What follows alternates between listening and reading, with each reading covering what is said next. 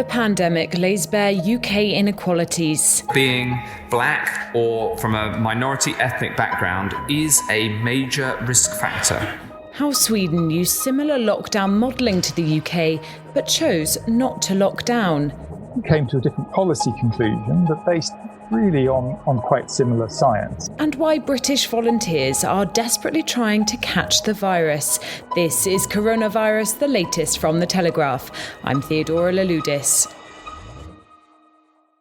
Black and Asian ethnic groups are twice as likely to die with COVID-19 than those from white British backgrounds.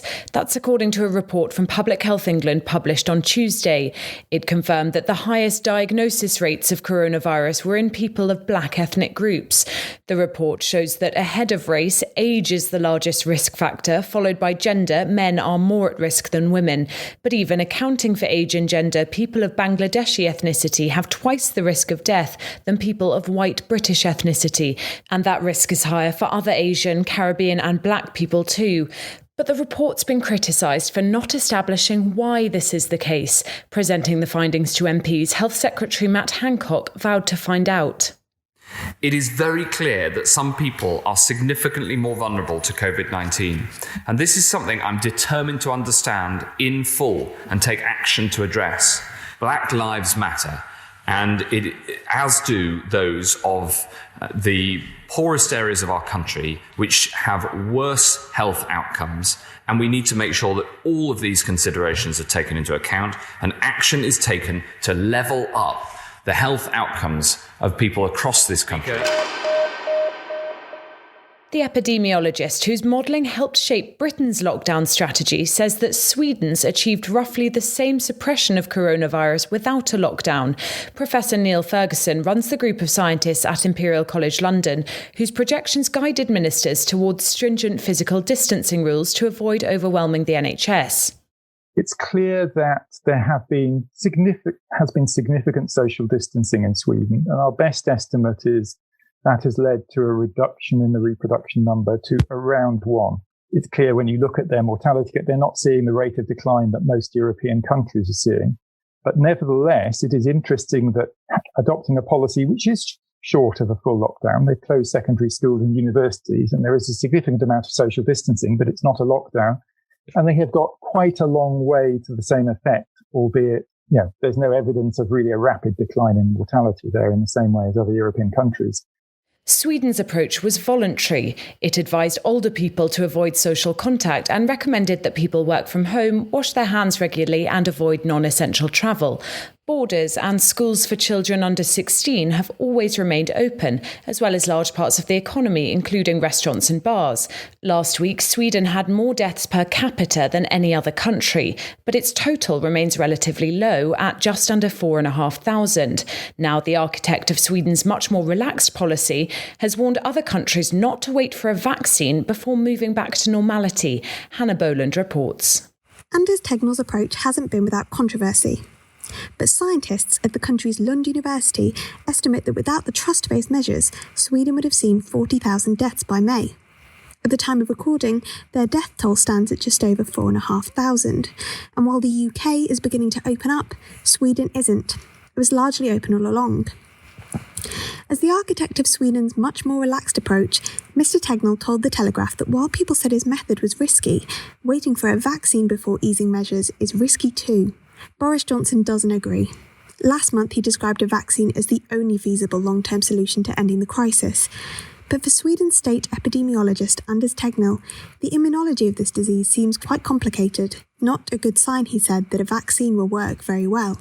Instead, he's leading Sweden towards sustainable measures designed to reduce transmission over a long period of time, because the virus, according to Tegnell, will be here for a substantial period of time and possibly forever. The country seems to have avoided the catastrophe seen by other European countries, including the UK, but there's one crisis the country hasn't been able to escape. At the start of last month, prosecutors launched an investigation into what happened in Sweden's care homes. It's prompted the government to spend more on the protection of its elderly citizens. Tegnell doesn't concede any ground on care homes, where he stresses that residents need constant care from outsiders. And if you stop the care for the elderly during lockdown, he told us, these people die anyway. House prices have marked their biggest monthly fall in 11 years, according to Nationwide. Figures published by the Building Society show a 1.7% drop in prices in May, the largest over a single month since 2009. The property market made a cautious reopening last month using socially distanced property viewings as the industry catches up with an estimated backlog of sales of just under 400,000. Earlier, I spoke to Tom Bill, head of London residential research at Knight Frank. He told me that some of the market was recovering since lockdown measures were eased. We've certainly seen demand rebound quite strongly, and obviously pricing prices are a function of supply and demand. It's easier to come along and register your interest to buy a property than it is to kind of get someone around to value your house and to then list it onto the market. So we've seen that demand rebound more quickly as we may expect. It's not quite back at where it was at the beginning of March, but actually just for context, at the beginning of March, we were sort of 40% above the 5-year average in terms of new buyers registering with us due to that post-election bounce that we saw. Looking down the line then, in October, the government's furlough and indeed mortgage payment holiday schemes will end. Do you see that making a big change? I mean, there is the point that people might actually be forced to sell as they find themselves with less cash in their pocket. I think what happens after that will really depend on how the furlough scheme is unwound. I don't think we really know yet how that's going to sort of play out in terms of its impact on employment levels. But if you're talking about forced sellers, we certainly saw that last time around 2008, 2009, but that's when interest rates were up at 5 or 6%. And people were under financial pressure and having to sell. And if we look at what happened this time around, actually, it's quite interesting. Buyers and sellers both effectively fell off a cliff at the same time. And that didn't happen in 2008. You had supply holding, but demand went away. And that's what drove those kind of quite large annual price declines that we saw after the global financial crisis. So it feels it's different this time around. We're in a very different interest rate environment.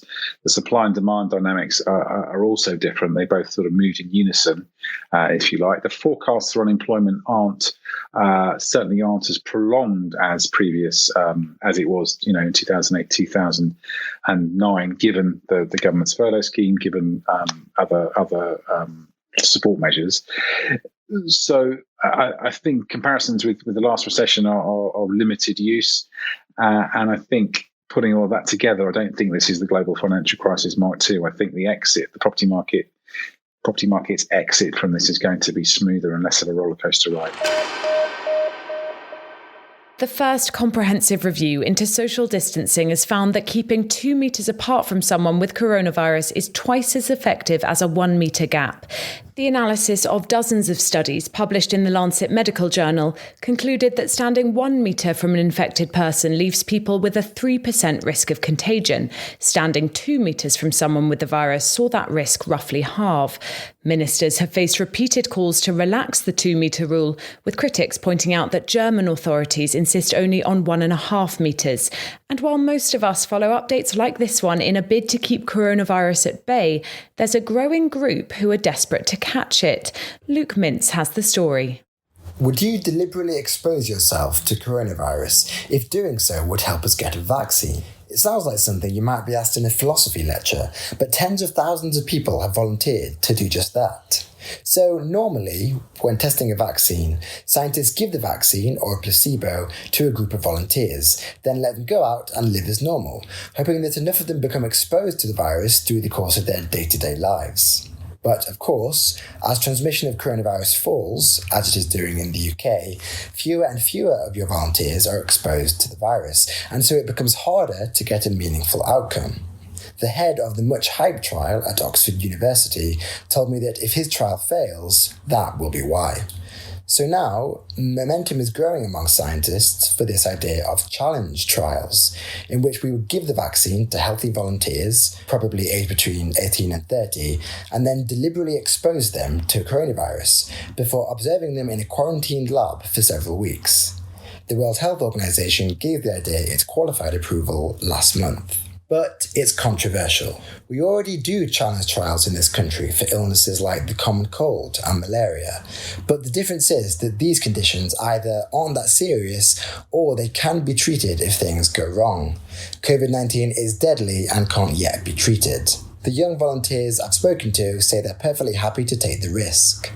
If you're a healthy person in your 20s, your chance of dying with COVID is about 1 in 3,000, roughly the same risk as donating a kidney, which plenty of people do for altruistic reasons.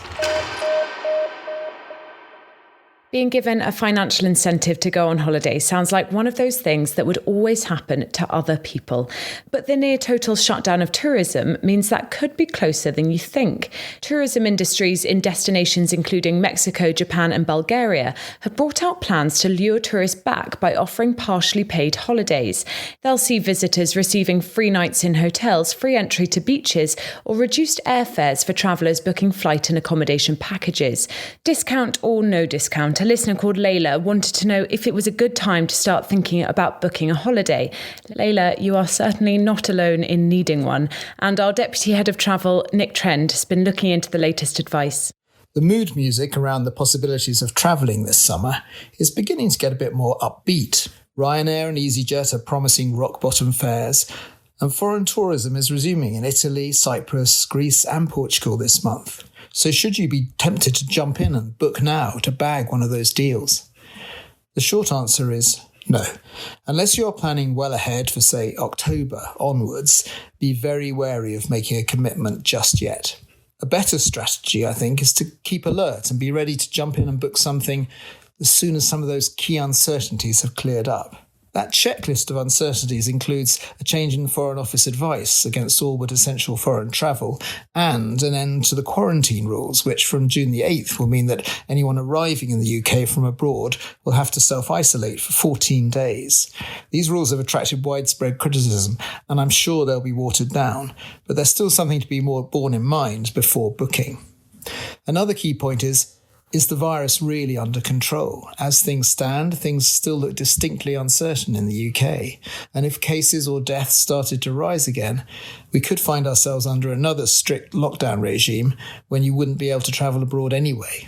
And of course, exactly the same thing could happen in the destination you were planning to visit. So it's probably better all round to allow a little more time. Of course, if you did find an amazingly cheap deal, you could book it and take a risk. You won't have any trouble finding a hotel at the last minute. And if you decide not to travel, you won't have lost too much money. If you have a question you'd like us to answer on the podcast, send us an email. It's coronaviruspodcast@telegraph.co.uk. This is Coronavirus, the latest from The Telegraph. I'm Theodora Louloudis, and I'll be back on Wednesday evening with your next update. In the meantime, you can access all of our news, analysis and advice completely free for the first 30 days of your Telegraph subscription. Go to telegraph.co.uk/audio.